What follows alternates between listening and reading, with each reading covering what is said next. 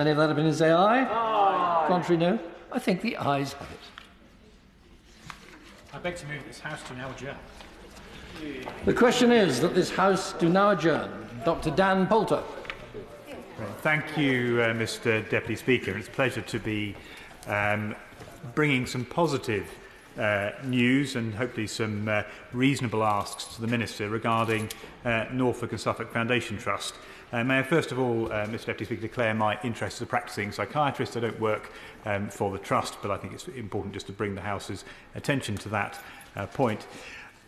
Over the past few years, we've had many debates in this place and we've had many meetings with ministers about Norfolk and Suffolk Foundation Trust. Good news in the last few days is that the Trust has been taken off of special measures. It's no longer rated as inadequate, and the tremendous effort of the board and the staff has paid off, and as a result we have now seen in the latest CQC report considerable improvement in the quality of patient care. The background, as we know, Mr. Deputy Speaker, is that Norfolk and Suffolk Foundation Trust, which serves roughly 1.6 million people across Norfolk and Suffolk and has about 87,000 patient contacts a year, has been in difficulties for a number of years. Over the past 8 years, the Trust has been rated as inadequate 4 times, which I think is probably puts the Trust as not just as an outlier, as probably as probably the worst performing trust of both physical and mental health in the country historically.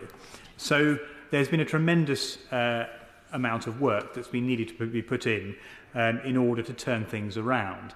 I'm optimistic that the new leadership team at the Trust, the board and the staff have done the work that's necessary, and they will continue to do that work to now make sure that the people of Norfolk and Suffolk with mental ill health receive the improved care that they need. So in their most recent inspection, the CQC conducted an unannounced comprehensive inspection of 2 core services, of child and adolescent mental health wards and of community-based mental health wards. That inspection took place towards the end of last year. The CQC highlighted in their report, which was published on the 24th of February, a number of areas of improvement. They awarded NSFT an improved overall rating. It still requires improvement as a trust, but that is much better than being inadequate. And the Trust is now rated requires improvement rather than adequate across all CQC domains, with the exception of the caring domain, where the Trust continues to be rated as good. Within individual services, 60% of those inspected are now rated as good, and the Trust no longer has a legal warning notice relating to concerns about the quality and safety of its patient care. The CQC reported that the Trust has moved at pace to make the necessary changes, and significant improvements could be seen at all levels. It also described that feedback from patients and service users was largely positive, stating that they now felt safe and well cared for, staff were supportive of their needs and friendly and approachable. Staff were kind, they felt listened to, and staff helped them when they needed it, and that they were fully involved in their care. So some very positive feedback from patients. Key areas of good care highlighted by the CQC included that NSFT's child and adolescent mental health ward Dragonfly achieved a significantly improved overall rating of good. Acute wards and community-based mental health services, which support working-age adults, also achieved positive improvements in overall ratings. Will my honourable friend give way on that? I will give away 1 second to my honourable friend. And community-based mental health services for adults working age had their pilot programme for dialectical behavioural therapy, which is a type of therapy provided to people generally with personality disorder in Bury St Edmunds, recognised for outstanding practice. And on that point, I will give way. Thank you very much, Mr. Deputy Speaker. I congratulate my honourable friend for securing this debate. And I was just going to highlight the point he mentions the improvement on the acute wards. And the issue that I would just pose the question to him is a recurring theme that's come across to me in the 13 years that I've been an MP, is the lack of acute beds in the region and how so many people with real challenges they have to source those beds out of region. That causes them a lot of distress, and it causes their families a great deal of anguish as well. And I am aware that the Trust do have plans to address this deficit, but would you agree with me that this particular issue is one that does need to be addressed as a matter of high priority?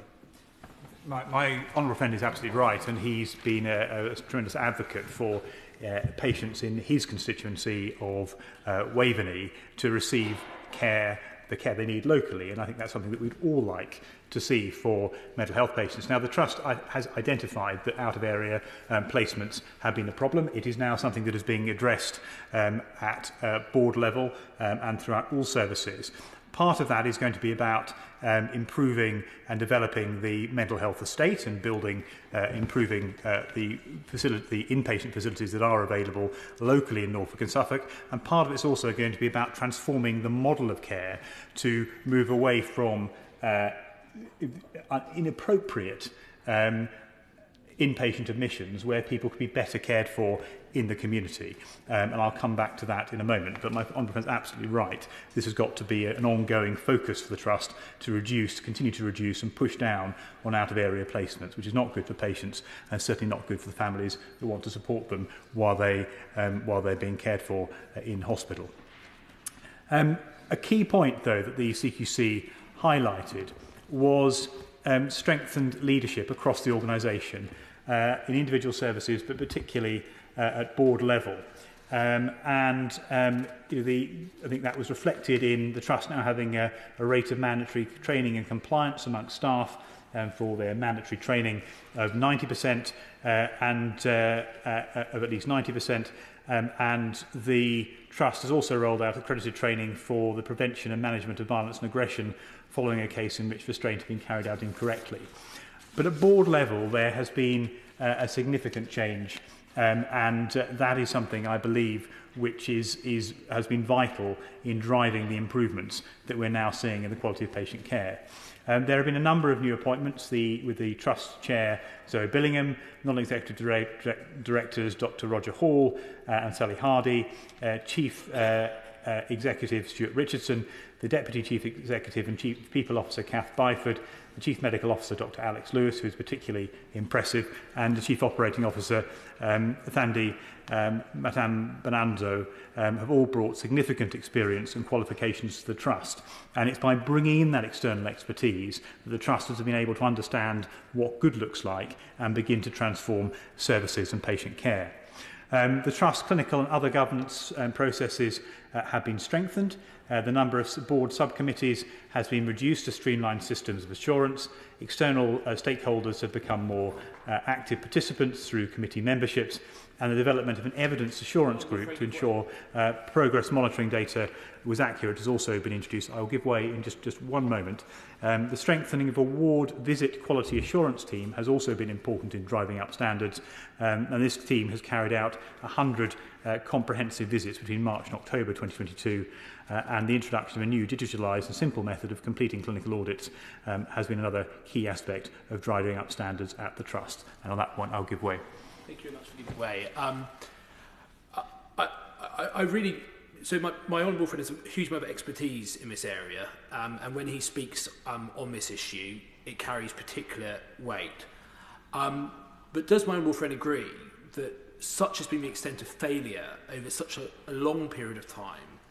A huge job for this new leadership team, and I welcome some of these improvements, is to regain the trust of many families up and down Norfolk and Suffolk who have lost trust in this organisation and think the organisation is broken and the only way forward is through a new organisation.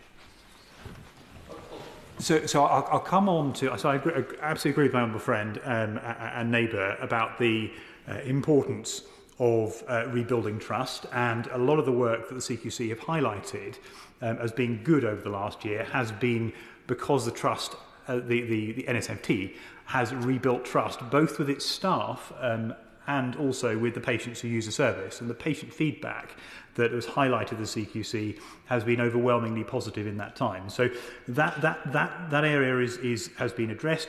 It's an ongoing piece of work for the trust to focus on, and It's also, though, I think important, I think before we think about reorganisation, and I understand why my honourable friend has highlighted that, to understand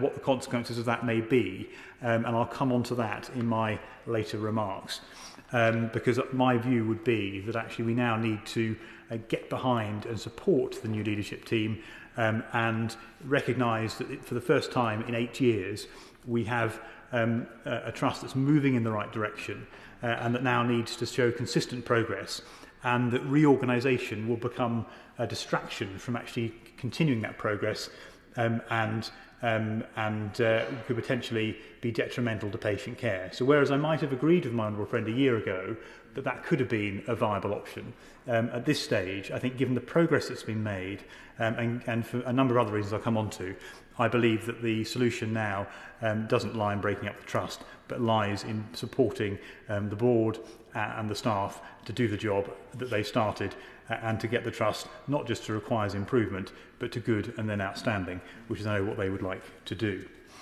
So the trust has recognised it has needed to bring forward to work to align its strategy with the plans in the broader health and social care system. And one of the problems in the past was that the trust was often operating in isolation, not joining up the focus of its care with the work that was done by other healthcare partners. And if we're talking about preventative care, upstream early intervention, a lot of the work that is now going on between NSFT and primary care partners has meant that there's more of a focus on early intervention and preventing people from becoming unwell, and hopefully therefore reducing inappropriate hospital admissions, and that's a very important piece of work that is ongoing. However, there are still improvements that do need to be made, and a key area that has been highlighted for improvement by the CQC and internally by those who work at the Trust is that the Trust data is not as unified as it could be.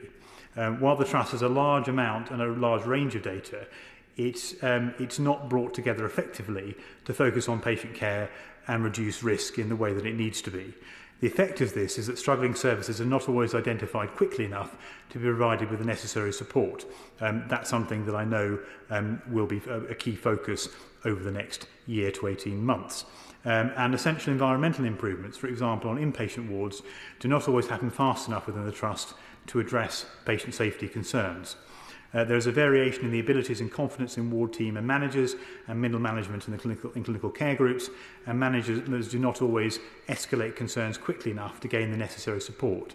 The strategic leadership of the team at the Trust has recognised this, and in particular are now focusing on ensuring that quality improvement is embedded in everything that everyone does at the Trust and becomes everyday business rather than an aspect of clinical audit, as may have been the case in the past. And of course I'll give way. I thank my honourable friend for giving way and for bringing this debate to the House. I think we should pay credit where credit is due, and it is very positive that we now have some green shoots of the Norfolk and Suffolk Foundation Trust moving forward. My concern is that they are sustainable green shoots. This is not a yo-yo, and it goes back into special measures again. It really should be on a sustainable footing going forward. And I know that the Chair has reassured many of us that she feels this is a good platform to move forward from. One of the points to address is culture and the improvements that need to be made. Does my friend agree with me that one of the key statistics is that 41% of the staff leave within the first 2 years? And that has got to be something that they improve, because people that need a lot of mental health support must form relationships with those that are treating them. And for them to leave within that first 2 years is something they have to improve upon. I agree with my honourable friend that I mean a key issue that is faced, I think, by a lot of mental health trusts, but is particularly acute at Norfolk and Suffolk, has been a high rate of staff turnover. And that's not good for continuity of patient care. It's not good when we're talking about embedding a culture of safety and quality improvement. That doesn't help. And it's undoubtedly the case that one of the key challenges going forwards that the Trust itself has identified and the CQC has identified as of NHS Improvement, who have been providing external support, is the need to improve staff recruitment and retention. Now, some of that is a national challenge, but at a local level, there are now effective initiatives being introduced. So on the medical side, for example, the new Chief Medical Officer is introducing staff recruitment and retention initiatives, some of which are financial, some of which are related to improved job planning, which have been able to help to make the Trust a more attractive place for staff, not just to come and work at, but to stay and work at for the longer term. So it's that kind of work we now need to see built upon and continued in the months and years ahead. And the same is also true across nursing and all other staff groups.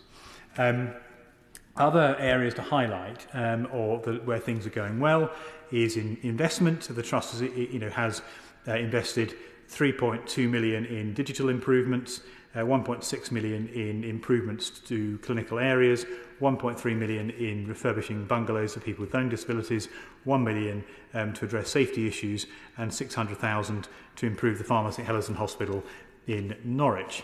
There are now new services, 95 new primary mental health nurses working across the Trust directly with primary care, who have ensured that they are offering more than 80,000 appointments in GP surgeries across Norfolk and Suffolk.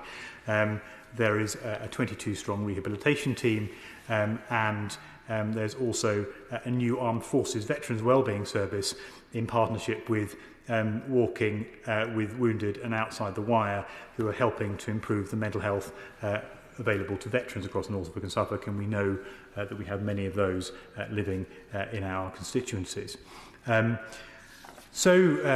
Mr. Deputy Speaker, the Trust still has a lot to do, but it has achieved a lot in the last year under new leadership, and I would like to put on record my thanks to the board and my thanks to all of the staff for the work they've done in turning things around in such an effective way and so quickly.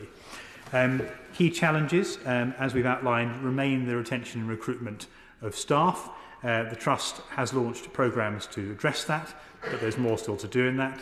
The CQC report recognised that NSFT is changing at pace, but it needs to do more than just show improvement over a year. It needs to embed these changes and sustain change, and now get not just from requires improvement, but to good.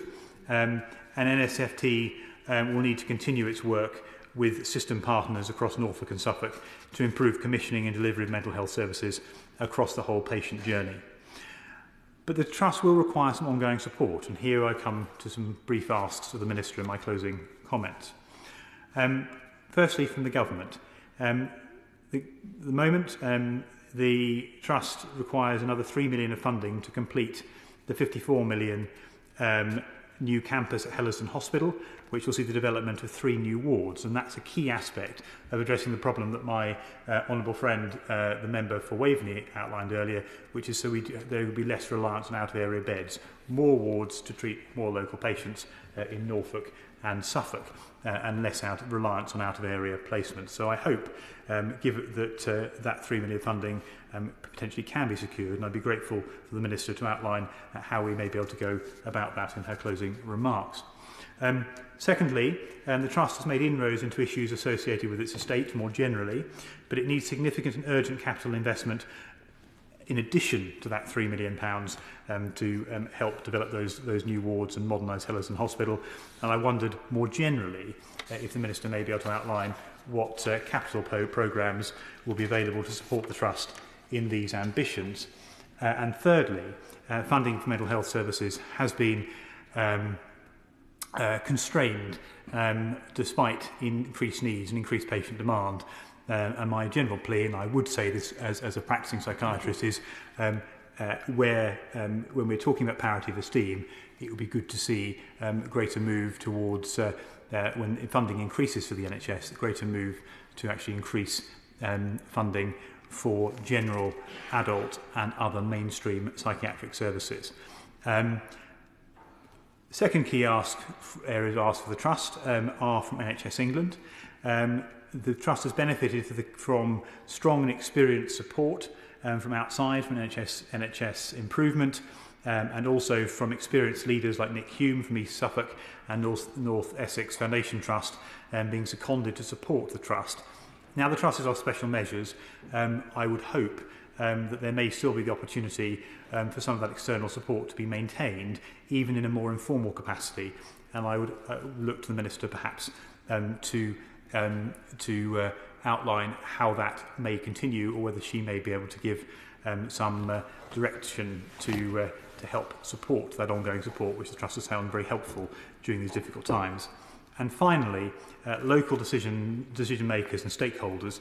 The Trust supports a new model of care for Norfolk and Suffolk, and ensuring that the local ICBs work effectively with the Trust to deliver more preventative upstream care, more care in the community, reducing inappropriate and unnecessary inpatient admissions is a key priority in the Trust's ambition to transform services and improve patient care. And any support that the Minister can offer about how the government would be able to encourage or enable the local ICBs to be more effective at doing this would be gratefully received by the Trust. And finally, on the issue of breaking up the Trust, I would at this stage urge the Minister to give a commitment today at the dispatch box that, given the progress that's been made by a very effective new board with a group of individuals with a good skill set, given the commitment that's been shown to staff to turning around the Trust and moving the Trust away from special measures, away from inadequate, towards required improvement, that the threat of the Trust being broken up can be taken off the table at this stage, so it can now get on with the focus of caring for its patients. Breaking up the Trust now would be very disruptive to patient care. It also would be financially inefficient, and it would lead to worsening of the retention and recruitment challenges that have been outlined by my honourable friend for North Norfolk, with staff feeling that their jobs were insecure. So on that final ask, asking for support with capital projects, particularly around Hellerton Hospital, asking for ongoing support, be it informally from NHSI and key national stakeholders, asking for some encouragement that could be provided to the local health and care system to support the Trust service transformation model. And finally, on the commitment from the Minister, and I hope she can give this evening, that there is no threat of the Trust being broken up and it can actually get on and continue to deliver the improvements that have been put in place. I will cease my remarks, Mr Deputy Speaker, and look forward to hearing the Minister's response. But finally, Mr Deputy Speaker, can I put on record once again my thanks to the Board and the staff for turning around what was the worst performing Trust in the country, and I hope putting us into a place where we can be proud of our local NHS Mental Health Trust, and in a place where patients will receive, not just today but in the future, a much better quality of care. Thank you.